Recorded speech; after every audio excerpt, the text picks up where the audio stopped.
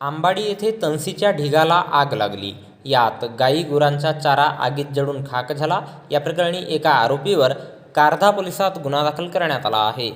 भंडारा तालुक्यातील आंबाडी येथील अरुण राजाराम भुरे वय 60 वर्षे याने दिनांक 29 मार्च रोजी रात्री 8 वाजता दरम्यान मौजा आंबाडी येथे आपल्या शेतावर धुरा पेटवून न विझविता निघून गेल्याने सदर धुऱ्याच्या आगीचा वणवा अरुण यांच्या शेताला लागून असलेल्या सुखदेव भोंदे वय 70 वर्षे राहणार आंबाडी आणि गावातील इतर लोकांच्या गाई गुरांच्या चारा असलेल्या तणसीच्या ढिगाला आगीचा वणवा लागून तणसीचे ढीग जळून नुकसान झाले आहे.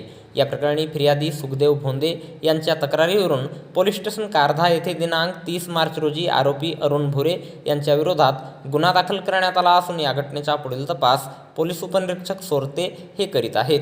तर याबद्दलची माहिती भंडारा पोलिसांच्या वतीने दिनांक 31 मार्च रोजी दुपारी 2 वाजता दरम्यान एका प्रसिद्धी पत्रकाच्या माध्यमातून देण्यात आली आहे.